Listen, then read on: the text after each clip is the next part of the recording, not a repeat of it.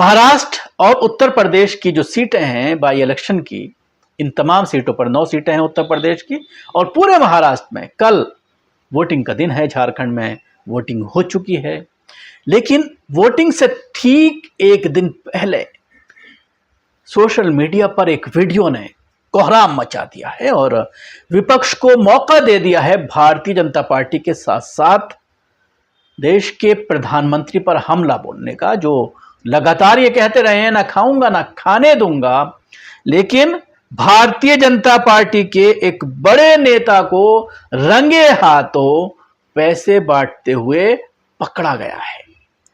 छोटा मोटा अमाउंट नहीं है, बल्कि सोशल मीडिया पर इस तरह की बातें सामने आ रही हैं, हालांकि अभी उसकी पुष्टि नहीं हुई है, कि 2 करोड़ रुपए कैश बरामद किया गया है एक होटल के कमरे में लोगों को बांटने के लिए। अपने जो जिम्मेदारान हैं, जो उनका कैडर है, उनको बुला करके बड़ा बड़ा अमाउंट दिया जा रहा था, मोटा मोटा अमाउंट दिया जा रहा था, ताकि एक एक वोटर तक ये पैसा पहुंच जाए। देखिए इस वीडियो में, इस वीडियो ने आज न सिर्फ प्रधानमंत्री के ऊपर सवालात खड़े किए हैं, उनकी नैतिकता के ऊपर सवालात खड़े किए हैं, जो करप्शन फ्री की बात वो करते हैं उसके ऊपर सवाल खड़े किए, और खुद इलेक्शन कमीशन भी कटघरे में खड़ा होता है।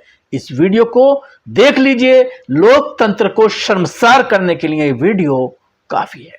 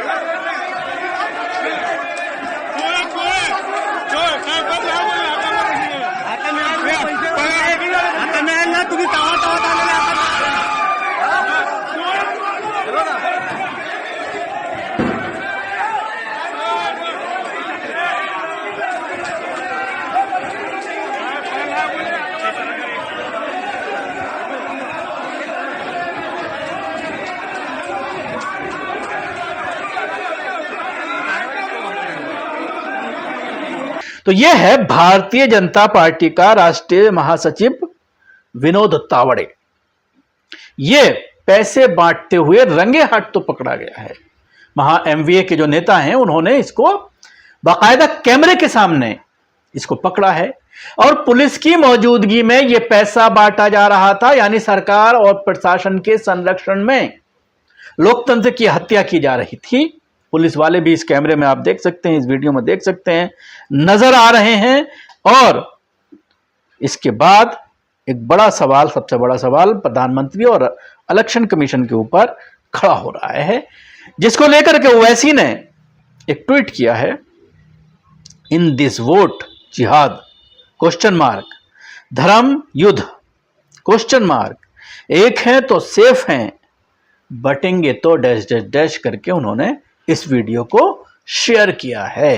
यानी वोट जिहाद का आरोप जो मुसलमानों पर मीडिया लगाती है, गोदी मीडिया लगाती है, उस पर क्वेश्चन मार्क लगा करके, बटोगे कटोग पर क्वेश्चन मार्क लगा करके, और इस तरह का जो ट्वीट उनके जरिए किया गया है वो कहीं ना कहीं बताने के लिए काफी है कि किस तरह से पैसे का खेल चल रहा है। एक वीडियो 4 दिन पहले वायरल हुआ है एक जर्नलिस्ट के जरिए, वानखड़े का एक वीडियो, जिसमें उन्होंने दावा किया था कि 3500 करोड़ रुपया गुजरात से एक बड़े बिजनेसमैन के जरिए महाराष्ट्र में भेजा गया है बांटने के लिए, ताकि पूरे इलेक्शन का खेल को पलटा जा सके। महाराष्ट्र अगर कहा जाए पैसों के मामले में पूरे देश में सबसे अव्वल है। महाराष्ट्र पर जिसकी सरकार होती है उसका पूरे मार्केट पर दबदबा होता है, उसका पूरे बिजनेसमैन्स पर दबदबा होता है। इसलिए महाराष्ट्र को हासिल करना चाहती है भारतीय जनता पार्टी किसी भी कीमत पर, तो जो दावा किया जा रहा था कि 3500 करोड़ रुपए कंटेनर में भर करके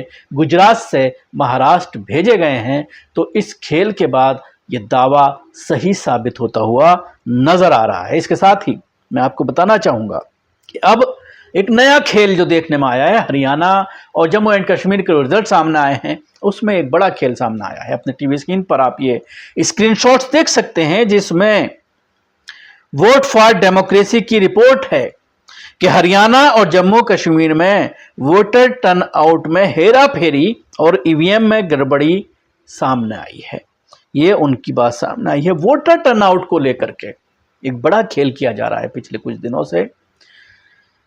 बड़ी संख्या ऐसी होती है सीटों की जहां पर 2000 से कम मार्जिन से भारतीय जनता पार्टी जीतती हुई नजर आती है और उसी की बुनियाद पर सरकार बनाती है। ऐसा ही हुआ उत्तर प्रदेश इलेक्शन में, ऐसा ही हुआ लोकसभा की इलेक्शन की।